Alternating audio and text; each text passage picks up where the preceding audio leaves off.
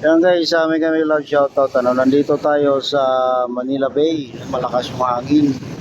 Ngayon, puspusan pa rin ang paggawa nila. No? May nakikita ako mga tubo na pinasok.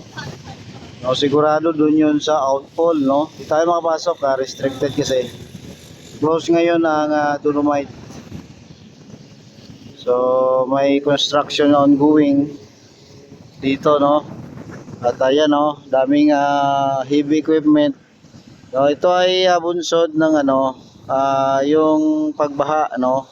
Suspect nila ito yung dahilan sa pagbaha, no, dito sa Maynila. So, ang outfall inayos nila kasi may mga point diyan na parang na-control, no? Ang daloy ng tubig. O, kaya yan inayos nila.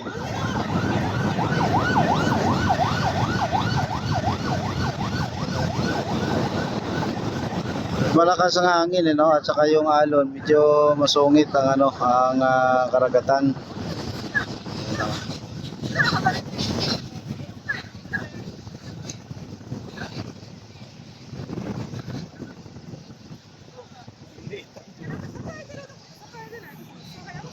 So ang butas, no, nandiyan pa rin. May nakikita ako sa unahan na isa, dalawa, tatlo. Mga tatlo nga butas, no, ang ginawa dito. Sorry, apat, no, mga apat guys na butas, no, ang ginagawa dito. So, pero sa ngayon ay tinatakpan na nila. No, ginagawa na nila yung frame para sa cover. So, this time, ibang style na. Ngayon, may nakikita akong mga sa Dolomite mismo, sa loob.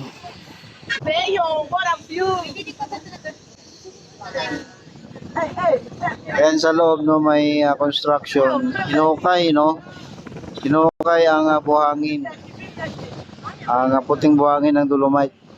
Yun yung siguro yung tubo na nakita natin kaninang dumaan. Yun yung ibaon nila dyan sa outfall.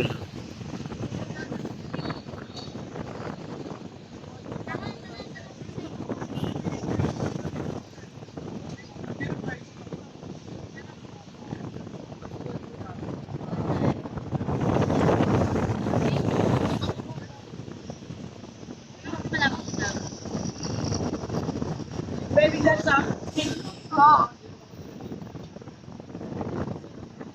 Yan, ang buhangin inukay muna para mauna ng tubo.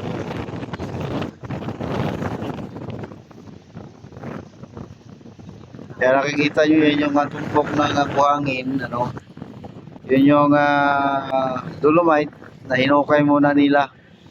At siyempre, i-preserve nila, nila yan, ingatan kasi siya ang mahal, ano? Ang buhangin na yan. So, may nakita akong crane at saka yung boom truck, no, na dumaan.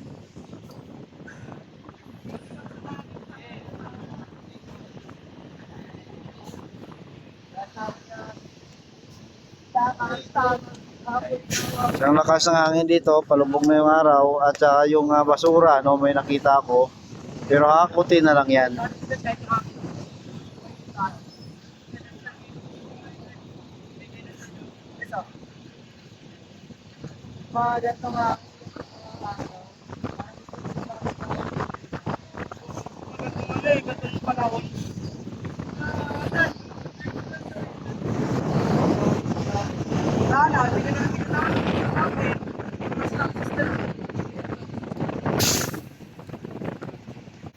So yan ang update dito guys, ano, sa Dolomite, no. Sigurado yan naman ay patapos na kasi lapang parang naalala ko pangalawang linggo na itong trabaho nila. So sigurado patapos na yan at magbubukas na uli ang Dolomite. At yung natin, ang abangan kung effective ang ginawa nila pag dumating ang malakas na naman ang buhos ng ulan. Tingnan natin kung babaha pa uli, no? So kung babaha pa, so ibig sabihin may something wrong pa, no? Hindi pa nila natumbok yung problema. Pero pag yan ay hindi na binabaha ang Maynila, no, lalo na sa top. So ibig sabihin ay na-solve na ang problema.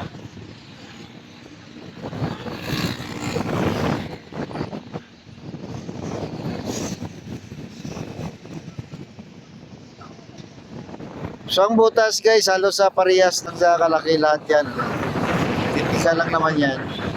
So ang apat na butas yan parehas lang. Duktong lang yan guys ha. Ito yung pinakauna. Pangalawa dyan sa may likuran ng backhoe. Tapos yung isa doon sa harapan mismo ng gate. Tapos yung isa doon na sa may unahan lang, ano, sa may malapit-lapit na sa Mandamos, no? So apat na point. Hindi lang tayo makababa, baka ayaw nila kasing pa-videoan. Dito sa taas pwede lang.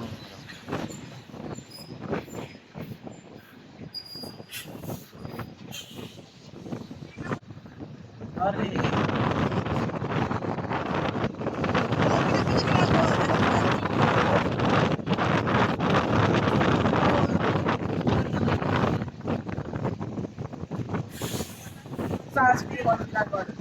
Bawas nila.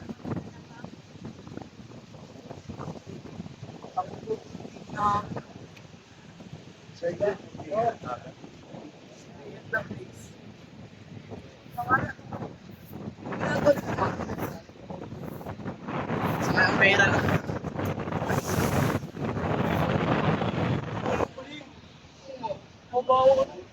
Hindi gago na.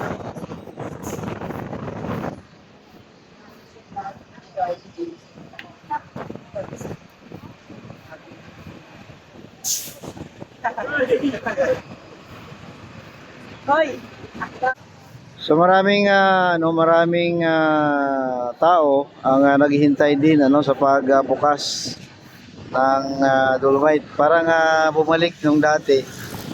Na excited yung mga taong magbukas dito lang sa platform naghihintay, you know. Yan. So abang-abang siguro mga isang linggo. Ito naman ay tapos na. Ang ginagawa na lang yung cover, no? Yung cover na lang ng manhole no, na binutas nila ang ginagawa. So, masarap ang hangin dito, no? Sana ganito na lang palagi. Ang sarap, no? Ang sarap ang kahit na tumambay ka lang dito at magpahangin, solve na. So, siyempre yung mga tao naghihintay, no, ng pagbukas nito.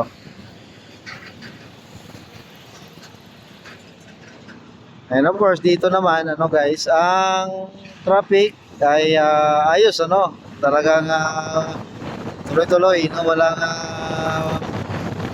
traffic, no, dito. Bilis ng takbo ng mga sasakyan. Pero maya-maya lang, mga bandang alas 6, medyo usad pag-um na yan. Ang Roas Boulevard. Ito po ang Roas Boulevard. Ate, yung big side, kung wala pang buhang.